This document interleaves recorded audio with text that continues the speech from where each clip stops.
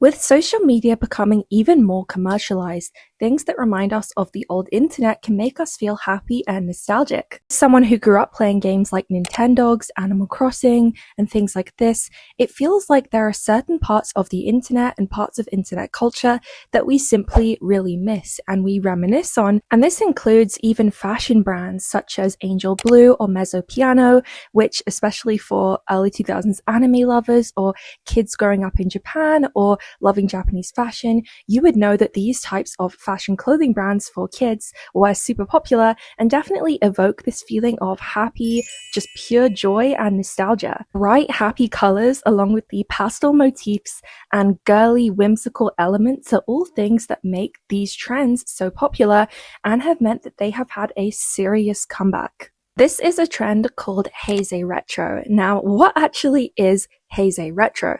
Heisei refers to the time period in Japan from approximately 1989 to 2019, and the closest thing that it could be compared to is the Y2K trend that is happening across Europe and America, although of course the years are probably a little bit more than early 2000s. Because Heisei also refers to the 90s as well, it could also refer to the Heisei Retro trend as a form of 90s nostalgia.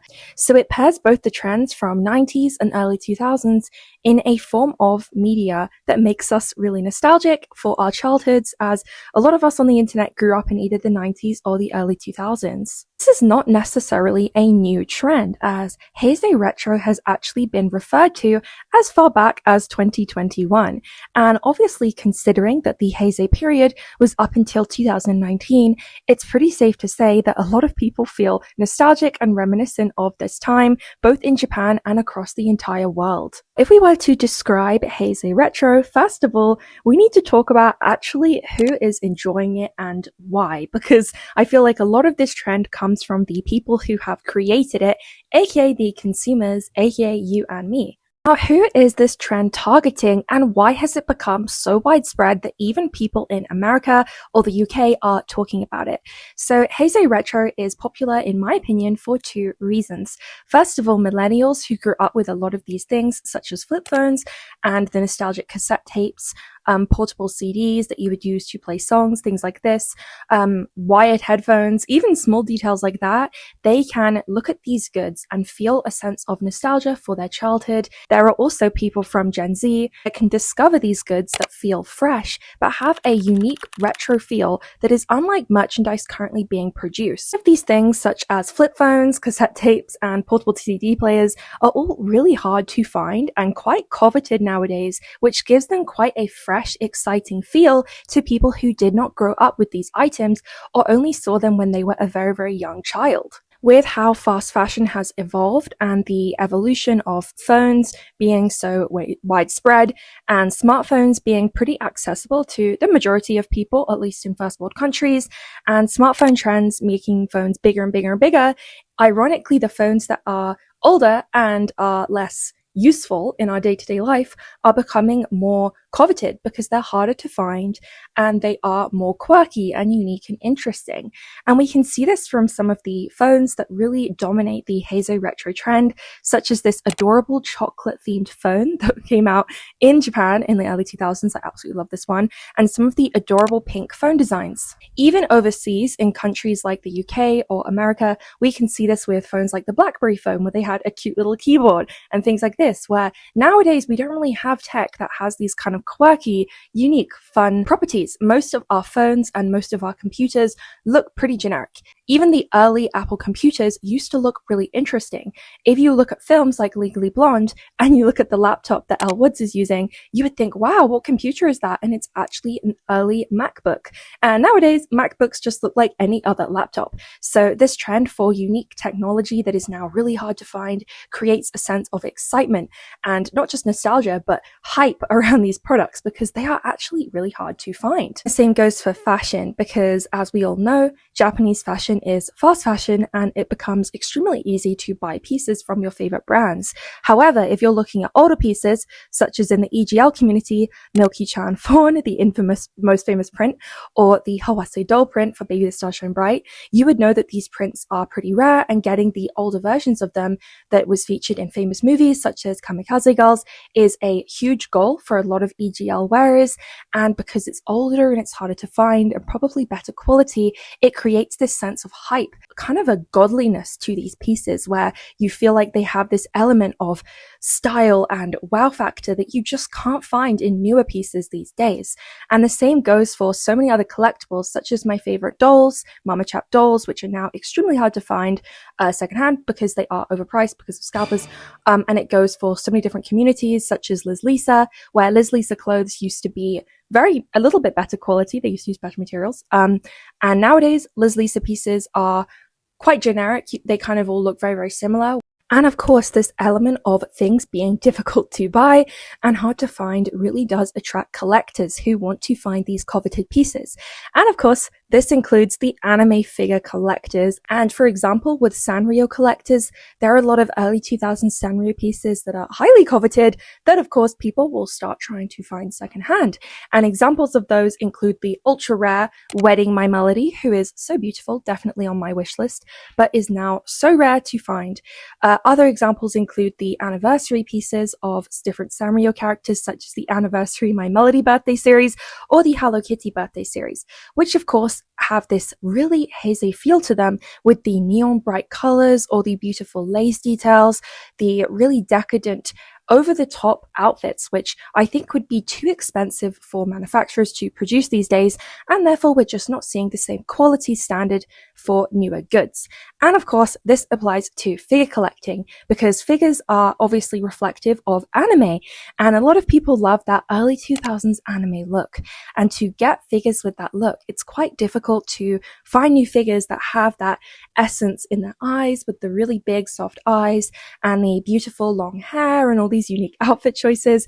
And so of course there are a lot of figures that have become highly coveted because they are Heisei Retro style. And I can think of some really big examples, which includes the Tamatan figure, which is definitely unfortunately on my Grail wish list, but probably on every single collector's wish list. She's adorable, from a Magical Girl series of the early 2000s, and also by a really famous illustrator. Now, we also see figures from series such as Shugo Chara, which is another Magical Girl anime, and they are even remaking figures because of the popularity of this series with the Heisei revival boom. And you can see in the new figures that they're making, they keep these essential points, such as the really big eyes, the wacky outfits, the bright colors, the kind of very extra and eccentric choices in character design, because this is what people are missing. But it seems like the older figures are still more popular than the newer ones because they evoke that ultimate sense of nostalgia.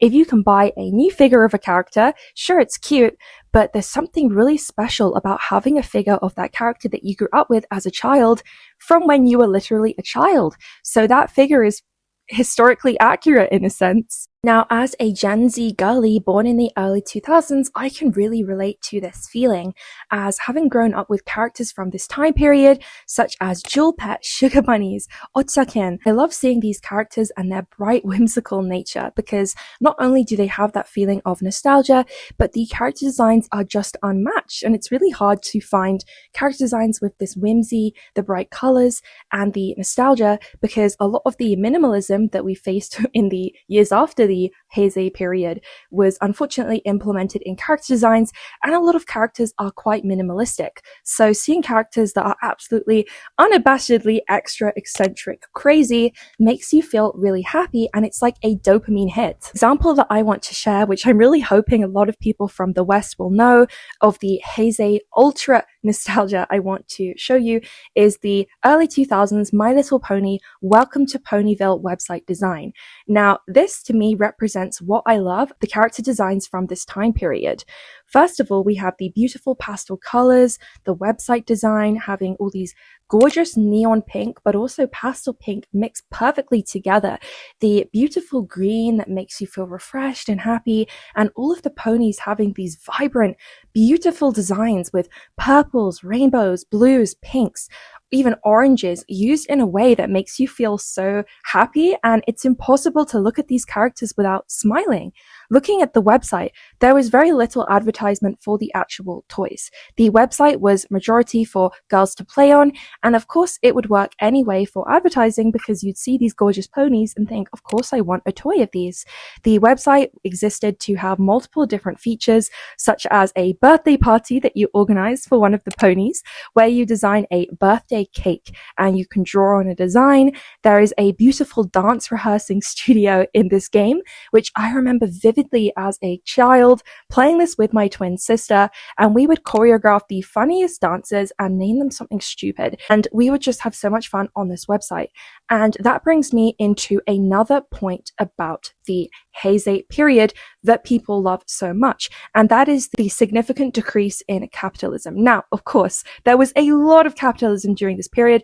There was a lot of advertising. Absolutely, it was still there. It was still very prominent. But what's crazy is that despite that, the charm of this period is that there was a lot less of it compared to now. Nowadays, you cannot go through anything without watching an ad. You're on the train, you're watching YouTube, you're on a website. Every single website, except for the smallest types of sites, will have hours and hours of ads. Even for paid subscription services like Netflix, you cannot avoid ads. They are just everywhere. And the charm of websites like this, especially when you're a child and you're discovering new things, is that they didn't have an excessive amount of consumerism. There were no in-game purchases. That just wasn't a thing. There were no constant product links throughout the site. That means that the uninterrupted view of the whimsical world of My Little Pony was what made me so enthralled as a child with this site. And I still hold it in my heart today.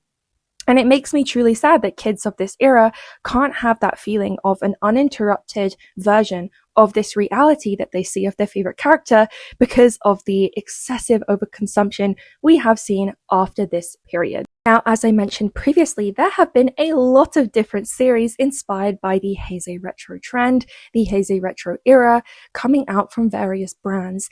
And of course, Sanrio has absolutely capitalized upon this, using collections such as their Dreaming Angel series, Kyogaru-inspired series, and their Hello Kitty Anniversary collection to introduce these nostalgic themes to both their older audience who would remember them and appreciate them, and a younger audience who will love this pop of color and vibrancy that the Heisei era provides. We can see how popular the Heisei Retro trend is because the majority of these collections sold out instantly, especially collections using older characters such as the Sugar Bunnies, which involved a gacha of Sugar Bunnies mini charms for your umbrella, and these are almost impossible to buy in person. I have looked through maybe 5 different shops to try and find them, and they are super, super rare. So that just shows you how much love people have for these characters, which are now really hard to find. Now, this brings me into my next point. What characters and brands count as Heisei Retro, considering so many characters and brands were made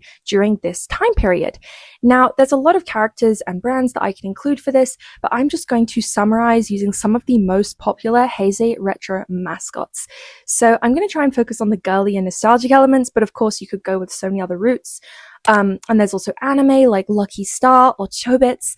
So let's start off with fashion brands. For fashion, the girls brands that I mentioned, such as Momoko Style from Kamikaze Girls, as I mentioned earlier. Now, the older prints from companies such as Baby the Starshine Bright used to feature a lot more simple and higher quality designs. And this includes beautiful lace motifs, probably less common to have extreme prints, and higher quality designs. Now, the simplicity of these designs is definitely something that has led to them being popular. Also think that the fact that they were higher quality and featured in this kind of natural, cute way definitely meant more people were interested in buying them. Now, other brands that you could think of is Vivian Girls, Vivian Westwood. Vivian Westwood, of course, is featured in anime such as Nana, which is a very classic Heisei Retro manga and anime. Tsunore Girls originates from the 90s idol Sunohara, which, of course, she has the cutest style, so I can understand why this became a whole fashion trend. Of course, various gyaru styles such as Kogal, which is literally Kodomo Gyaru, which features like school uniform, and it's super, super cute. And again, it was more accessible for people during that time because they would be able to just dress up their school uniform. And it's very nostalgic for a lot of people because, of course, they were children at that time, so they might have seen classmates wearing this style. Now, one of the most popular substyles for Heisei Retro is jojifuku, which is literally young girls' clothes. And this style is probably one of the most popular in overseas. It's usually renamed cute core or something similar to that, kid core, whatever. People use a lot of different terms for it. And essentially, it is not necessarily mainstream because it's not something that you see a lot of people wearing in person. It's still definitely an alternative style, but it includes a lot of mainstream children's brands such as Mother Garden, Mezzo Piano, Angel Blue, brands like this that were super popular in Japan for the early 2000s kids' clothes that are now quite expensive secondhand. For anime that is Heisei Retro, I feel like it would be absolutely impossible to name even a 1/16 of all of the animes that are considered under this label, but many people think of titles such as Hamtaro, Detective Conan, Haruhi, Sailor Moon, Kaguya Sakura, and Code Geass, Slam Dunk, or K-On! As staples of that Heisei Retro period. Now, Docomo, the phone company in Japan, actually conducted a survey to ask what the most popular Heisei Retro anime was, and Inuyasha actually won. So if you like that anime, then congratulations to you. It is considered apparently the most popular Heisei Retro anime by this survey. But considering how big this time period was from the 90s to the early 2000s, I feel like it's difficult to find just one overarching favorite anime, as there are just so many, especially in the magical girl genre. For example, there are series such as Tokyo Mew Mew, which have been absolutely so popular that they've even been able to re-release new figures. And looking at anime such as Pretty Rhythm or Sugar Sugar Rune, you can really see a similarity in a lot of these art styles, either because a lot of these animes were by the same authors, the same artists, or because a lot of these animes follow the tropes of the character designs, including massive eyes, over-the-top hair, a really girly, bright, vivid colors, lots of pink, lots of sparkles, and really kind of wacky concepts such as vent hairbangs, which is one of my favorite design tropes of this time, and you can see this in Jewel Pet, the anime. I love the character designs in this. Animal ears, which you can see in Tokyo Mew Mew, you can see in the Jewel Pet anime, you can see in Digichara, which has characters such as Rabi and Rose, who really encapsulates so many elements of this time period, such as the bells in her ears, the rabbit ears, the over-the-top pink hair, the massive eyes with sparkles in them. It is so unabashedly girly, feminine, and childish that is what makes it interesting, fun to look at, and genuinely just a dopamine hit. And looking in detail at the character designs, it seems like wacky, crazy character designs were something that the Heisei period really favored, such as the characters Mamegoma, which are these little blob-shaped seals, which had these really cute little faces and wore all these like little animal outfits. It was very eccentric, but unbelievably cute. You in the West also might know The Dog, which was a super popular toy series and even a game which featured close-ups of dogs' faces with massive noses. Again, very wacky, very silly, very eccentric, but undeniably popular. And this continued with loads of wacky concepts such as Mama Shiba, which are literally edamame bean and other types of bean dogs. They are adorable, these little bean dogs. They are so cute, but so wacky, so eccentric, and unbelievably fun to look at. A lot of these designs, they are just completely eccentric. There's no other way to put it. So how can we experience the joy of the Heisei era today?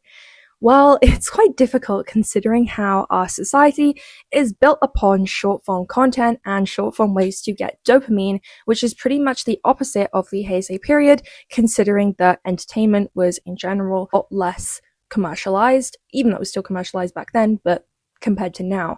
However, some things that you can do if you want to try and incorporate this period into your life and feel that sense of nostalgia without having to spend a lot of money is to get emulators on your phone to play older games from this period. Now, I could go on a whole rant about all my favorite games from this period, but I would recommend something like Delta, which I made a video on my Instagram how to do that. You can find it on my blog. You can use an emulator to play games made for the Game Boy or from the Nintendo DS, such as games games like Nintendogs, Animal Crossing Wild World, and Style Savvy, all of the old games from that period. And playing these games, it's completely free. You don't have to pay for them. You can just get them for free online. And it's so much fun. The other thing that you can do is you can use the Wayback Machine to look at websites from the early 2000s. Personally, I really love to do this, and I love to save graphics from older sites like pixel art, things like that. Pixel art is one of my favorite forms of Heisei Retro artwork, and I actually have a ton of it on my blog. You can go check it out now if you're interested. And there are just so many cute forms of artwork on it. You can use the Wayback Machine to look at even the My Little Pony old website, things like that. And even NeoCities has some really beautiful websites that evoke that sense of nostalgia. And nowadays, it is easier than ever to access and buy vintage clothing and goods from Japan of the Heisei period. Now, unfortunately, as I've talked about on my channel a lot of times, scalpers are still going to be a problem, but there are sites like Mercari and Yahoo Japan Auctions. You can really emulate the trends of this time period in your own personal fashion. Personally, I really love to do this with Liz Lisa. I love the old Himekashi styles. I love how they look. I love the trends with other brands too. Like, I'm really big on the older EGL brands as I'm wearing today, and it's super easy to find a lot of these clothes. You just have to be really careful of scalpers, unfortunately. Let's get into some of the reasons why people might think Heisei Retro as a trend is problematic. Now, I think that you could say this about the majority of fashions, the majority of trends. There's always going to be a problem with them, but the reason a lot of people don't like the Heisei Retro trend is because of the jojifuku style. Now, when it comes to the girls' clothes from this style, I personally think that it's super cute, and I don't necessarily think that you can judge someone for what they're wearing. I think that at the end of the day, people look adorable. I love mezzo piano. I have a lot of mezzo piano accessories. I have little stickers from them too. I think that they're super, super cute. However, unfortunately, the jojifuku style, a lot of the trends originate from a studio in Japan, which essentially caused the trend to hyped up even more. Now, this studio is run by a guy, and unfortunately, he does use this for photos. Now, this is a studio that is designed to look like a young girl's room. It has loads of cute things, but it is essentially designed to look like a child's room. Now, there's nothing inherently wrong with wanting to wear childish things, expressing yourself in that way. I think that that is totally fine, and I think a lot of the people who wear jojifuku are actually children themselves. I mean, I think the majority of the wearers are teenagers, so they actually fall into the category of people who would wear this style anyway in the early 2000s. But the one that I am worried about is where this fashion can become a little dark, especially with a guy who is asking women to do panty shots with his studio, which I think is quite gross. But I really love this trend. It makes me super happy. It's super nostalgic. As you can probably tell from my figures, my dolls, my clothing style, I truly believe that Heisei Retro is a trend that will be around to stay, and it is super wonderful, reminds me of my childhood, and just makes me super happy. But I am so curious to hear your thoughts in the comments below. What do you think of Heisei Retro? Do you like this trend? Did you grow up with these themes? Are you someone from the 90s or the early 2000s? Did you get introduced to them recently? I'm so curious to hear your thoughts in the comments below, and please do remember to subscribe. Of course, join my Instagram community and join my TikTok community for my daily uploads of short form content too. Thank you so much for watching, and I cannot wait to see you in my next video.